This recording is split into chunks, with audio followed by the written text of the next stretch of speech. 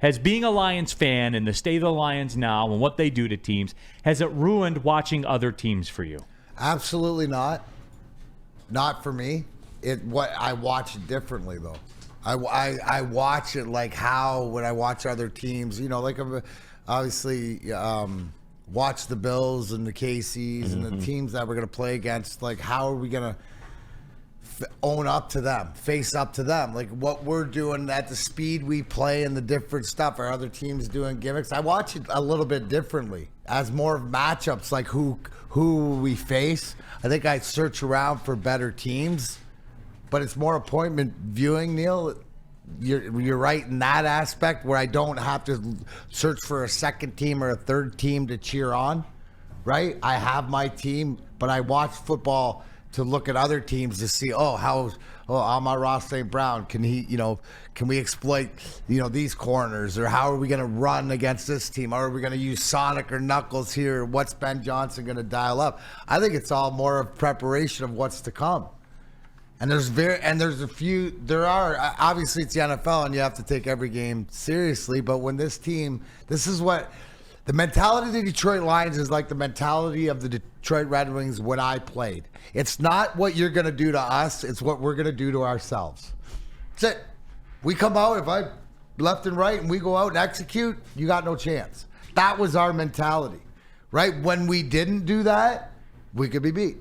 But we firmly believe that there was nobody, even the best Colorado teams or whatever, couldn't hold a candle to us if we executed. And I saw that last week because that's what you bounce back against. You realize that's what good teams does. That's the maturation where you saw in the Houston game, right? The Houston game was built from losing the NFC Championship, from different stuff like that into the room. And then when you realize, okay, we were fortunate. We did that to ourselves. We put ourselves, but we battled. We can do that. Now, this last week, let's go out and fine-tune this because we weren't good. I don't care why we had 5 interceptions. That's not good enough because it's an ends result league. And go out, and I know it's Jacksonville, perfect opportunity, but you have to take advantage. Now, they got to continue this. Keep it rolling with the offense, and now you got to find a way to replace Anzalone on defense. So there's always questions each week, but the mentality is, what are we going to do to ourselves? We come to play, everybody, no other team. And I firmly believe that. Even the Kansas Cities, we're the most well-rounded team, even with the injuries we have in the NFL right now, and we should be Super Bowl favorites. The Lions play well, they can't lose. Like that. Lions play Lions football. They can't lose. Doesn't it feel that way? It does. It does that feel that way. That they dictate? 100%. Woodward Sports chat thread, Rob Coddington. Shout out Varchaz, by the way. Bourbon Friday tomorrow. Big shout out. Shout out Varchaz. I still watch the San Diego Wolverines. Jim Harbaugh, man, it's a good football coach. Yeah. Period in the story, dude. It works. And yes. He's weird as hell. It works. But he's a good-ass coach. Did you give me see a high the five. interview? Here's the perfect scenario, which had me laughing the other day. I'm watching the broadcast of the game, and the announcers were talking about, when you interview Chargers players and you ask about Jim Harbaugh, right? And the veteran guys, they just give this look, Neal, and you know this look. They just go, this guy. But then they'll go through a wall for him. Yeah. That's the difference. You could think of your coach like, man, this guy's a weirdo, or this guy, I mean, there's like different bird, but do you play for him? Yeah. Do you vibe for him? And he's got those guys all vibing for him. That's the difference. Yeah. Woodward Sports chat thread, Jonesy, you can't get ruined watching guys like Jamar Chase play. That's fair. Like, we're still a star-based society. Yeah. A Wheezy D, I think watching Red Zone ruined that for me. There is the Red Zone contingent as well. Mark, when your team is dominating, it's more fun to watch the other games. Andrew Schmidt, there is no other team to watch. What about you, KG? Has it ruined it for you? No, I still tune into other games. I guess I just care less about the results of how other teams come out of games, because I'm a Lions slappy. I've watched bad football for years. Yeah, we all are. And just been okay with it. But overall, I care way less about what other teams are doing. I care way less about, Bills Chiefs this week. I'll watch, but I don't really care about, how is this going to affect the Chiefs? How is this going to affect the Bills down the road? Because my team is good. So I could care less. I still like watching Andy Reid's plays. Yeah, sure. I like that. Yeah. I still get excited when Tyreek Hill gets the football in his hands. Of course. That excites me. Yeah. What about you, Spenmo? It kind of has a little bit, because I don't want to say ruined, but it knocks them down, because you're just so used to watching the best football, the greatest football product on the planet every Sunday, that when you see inferior product, you're like, ugh. And like that, I said it yesterday on the heavyweights, it's kind of like you're driving around in a Ferrari every day, and then your boy comes to pick you up in his Chrysler LeBaron. Is that a convertible? I'll just walk. Like, What is that? like We're going to be walking anyway. when I watch a team try a trick play or a fake punt or something like that, Like or, Monday night? Yeah, or like a triple reverse and they get tackled for like a 12-yard loss, and I'm like, that's so fucking stupid. Like, why would you try to do that right now? And then the Lions do it, and I'm like, obviously that's the play call, because it goes for a touchdown. That's the truth. BD3, all the dumbs Lionish happened in year one of this regime, exercising the curse finally with the tie in Pittsburgh. This team hasn't looked back since. And for me, here's where it's ruined me watching other teams, D-Mac. And there's a little bit different angle to take with it. With us being good to borderline great, and there's stakes and there's implications every single week. When you're in control of the one seed in the NFC and home field and your division, where it's ruined it for me is, doesn't it always seem, because those are the other games I watch now. Yeah. I watch the Eagles. I watch the Packers. I watch the Vikings. I watch the 49ers. Where it's ruined it for me is, doesn't it feel like we're always rooting for those same shitty teams all the time? Mm-hmm. Like we're always rooting for the Titans to win, or the Jaguars, or the Bears. Yeah. You know what I'm saying? Yeah. Like And every week we're like sitting here rooting for these bum-ass teams. I'm like, you guys really are trash. Like you're trash. I watch them probably almost as much as I'm watching the Lions to some degree now, and I'm like, you guys really suck. But no, you see mad. the difference, right? Where you see how talent, that's when you appreciate more of what you really have. And usually it's after we've gone through and beat the living piss out of somebody, and then they got to go play. But it's also a great gauge to see when we play our game, like what we did to Jacksonville, right? Look at what happened in Minnesota the week before. Look at what it seems to me, Neal, the more that I watch the rest of the NFL in a 60-minute game, is that we play more a complete game. When we play a more complete game, there's holes in every other team, right? Like you can see holes in every other team. For us, it's if we can, their injuries has provided a hole, but Brad Holmes and this team has figured out a way and showed us, oh, no, we fixed that. We plugged it for a while till the guy gets back. So, whether you like it or not, depth is becoming a real asset to this team, right? Like Dan Campbell said all along. I know I say it at least once a week. What he said 2021, what I realized, paraphrase Dan Campbell, is that I have to prepare like every starter on my team will go down. Has he like that, like actions behind words? I think more to it, Neal, like you said, is the fact of you look and see really like how legit your team really is. And that's what other teams, watching other teams. Now here's the thing. We're only a game up, right? We've taken care of our business, but so has Minnesota. Yeah. Right? So we just got to keep putting it ahead. And that's where I go back to our Red Wing mentality, right? In the 90s, 2000 was we're pushing ahead. We're not looking in that rear view. Jelly Roll says that windshield is bigger than that rear view because what's behind you? Keep pushing forward. So, but it goes back to it for me. There are 9 teams that have 3 wins or less. 9 teams. And it always seems like they're playing the teams that we need to lose all the time. No, of course. You know what I'm saying? Yeah, that's life at the top. I know. And it's weird. That was a sign to me where I was like, man.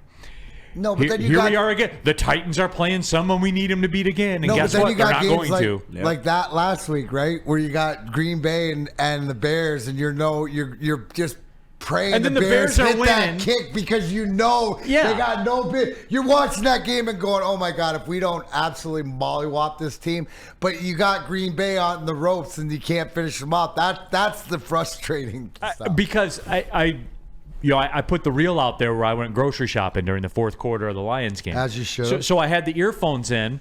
So I listened. I opened up the old satellite radio app, and I listened to the end of the Packers-Bears game, and I'm walking around, and I was looking at Salsa. And I was looking at Salsa, and I hear them. They're coming out to kick the field goal. And I said to myself, there is no way they make this field goal. Yep. No way. Yep. I wish I should have just bet $1 million on it, dude. There was no chance the Bears were going to make that field because they're a bad team. Yep. And bad teams stay doing bad team shit, which is why they're bad teams. And guess what? We get it again this week. Bears-Vikings. Oh, God. We get it again this week. No, but surely this is the week that Caleb Williams throws a touchdown pass, right? To. Surely. I need him to. I'm sick of these fraud Vikings winning games. Yeah, man. Oh, but this is the week. Fraudulent. And then I'll get a tweet from someone. How'd you like that touchdown pass, Neal? I liked it a lot. It's the first one since October 6th. So save that message, by the way, on social media for me. I hope you get those messages. I hope the Bears fucking pop the Vikings. But they're not going to. to. Well, what reason do you have to believe that he's going to throw a touchdown pass? He hasn't thrown one since October 6th. Damn, Bears had to play Packers. They play Vikings. Then they play us next week. Sheesh. It's tough. Beating up on little bro. Yeah, man. This, too, Sam Laporta's back at practice. Little, I'd say breaking practice news. In full. Probably know. Practice in full. If he's practicing in full, he's playing. Oh, yeah, you know that. So that's it. And D-Mac, to be honest with you, if he's good to practice in full, then I want him incorporated. If you're out there, man, then you're out there. You know what I'm saying? Like, I know that there are people. I feel as though we're. And here's. Go ahead. Just hold it there. Guys, do you think that at 9-1, work this hard to put themselves in this position, they're going to put any of their people out there? Even if Sam, Frank, all these guys want to be out there. I think you saw it last in Houston with Rest and Taylor Decker. So if Sam Laporta is out there, Sam Laporta is good. I mean, there's just a certain toughness. One of the things that we're learning too, not only the attitude and this grit and this kneecap biting, you got to be tough to play for this team. Mm-hmm. You got to have, your pain threshold has to be on the higher end. And these guys are tough. From your quarterback on down. Quarterback isn't a tough guy. Nobody respects him as a tough guy, but he's as tough as they come in this league. Right? And here's the whole thing with everybody around him. What did he figure out, Neal? Just something that we do when we get a little bit older, right? I'm going to be a little bit smarter. I'm not going to have to go down. What I love about Jared Goff, which is frustrating too, but he'll bail out of a play real early. You saw the two plays in the first half, watching live, right? And it looked like some sort of gimmick plays where he's rolling right and then turned back, but Jacksonville actually scouted it, blew it up. What did he do? Boom, in the dirt, at somebody's feet, whatever. Next play, let's go. He doesn't take a hit. He doesn't go down. That one didn't work. We'll talk about it this week, but move on to the next one. Doesn't cause a turnover, doesn't cause him getting hurt, getting hit, doing all these other things you talk about watching football games across the league.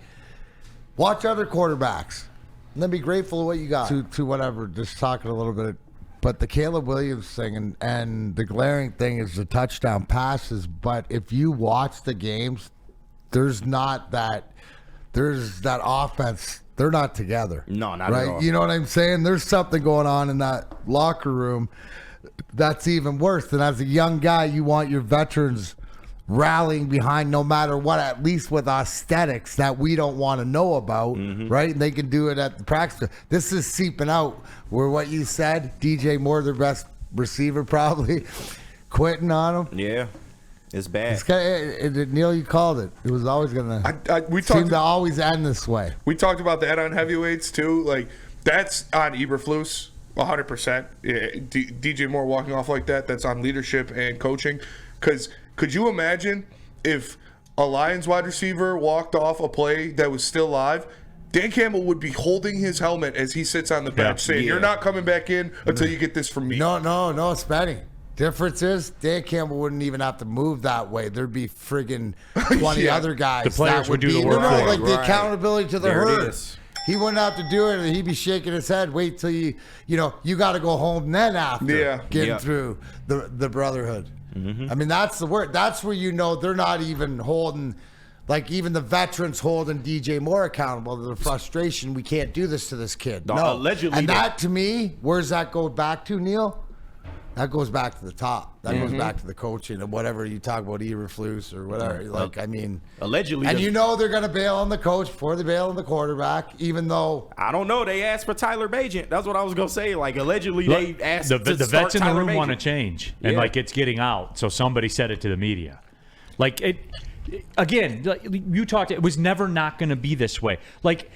He's averaging 6 yards per attempt, dude. No, but I don't think we saw it being this bad. I saw the leader of men part being this bad, but I thought he was going to win games, and that kind of pushes that aside. Right. But when you're painting your nails and crying to your mom in a room full of NFL grown-ass men and you're trash on the field, it's not going to work out. He only has had success at the position, even going back to college, when the wind's at his back and it's sunny and everything's when he goes on the road, like when he went to play at Notre Dame, what happened? Trash. And anytime they're in a tough spot, trash. I still think he's going to be a good player in the long run of things because he's got so much talent, but you can't command a locker room. What this tells you, right? This is as far as pure talent can get you, because there's obviously no work ethic or self-awareness behind it, or somebody else to grab them and get to it or whatever. My big thing, and I like it, I take it from somebody in the chat, but what kind of receiver do you want? Do you want one that you're gonna get upset because he grabs his junk and dives into the end zone, or is it worse, somebody who quits on your team? Yeah. Right? It's way worse. You tell me, D-Mac. You tell me. I mean, you couldn't relate, but no. Again, you know what I'm saying, and to that point, which is, and you know what? We'll see it this week, because where does it usually implode? It's in these divisional games. Yeah, you're right. No, you're absolutely right. I mean, he's got 9 touchdowns and 5 picks, and he's 6 yards per attempt. That's what he's racking up. So that tells you what kind of offense they're running. Yeah, he can't throw the ball down the field, or they won't let him. One of the two. Both are equally as bad. Mm-hmm. So when you put it all back together, 4 of those touchdowns came against the Jaguars. So you see what I'm getting at here? No, Neal, I'm almost ready to say you was right, because I was caught up in the Caleb Williams college stuff. I saw a lot of him in college. Watched him at Oklahoma. Watched him, at USC. And yeah, you might be right, man, in terms of he never really faced real adversity. But Petty, going back to what you said though, I would contend once you can't do that, it's over. That's especially it's different for shout out Ryan Lentz, like Jared McCain, who's also pretty zesty, also paints the nails, but he's not the alpha on that team. He's not supposed to be the alpha on that team, and he's balling. He's shooting the blood out of the ball right now. Right. But Caleb, you're the quarterback. You're the number 1 pick. You're supposed to be the alpha in that room. Right. And if he was balling like Jared McCain, if he was going out there throwing 400 yards, 4 touchdowns, the offensive linemen would be painting their nails. But you can't do that and suck. That's position in this league. You can't do it. You can't do it. Here, go to break, but come back and look at the difference, what we're talking about and what's going on in Chicago. Then let's talk about what we're facing and what's going on in Indianapolis, too, with their quarterback. But they figured out, right, there's a way to keep it in-house, because the way that Indianapolis with Anthony Richardson, who walked off the field, they figured out a way. How does he survive that? That's only locker room. So that's one of the things that you're up against this week, is that don't dismiss that Colts locker room, the adversity and the turmoil that they've been through with their star guys.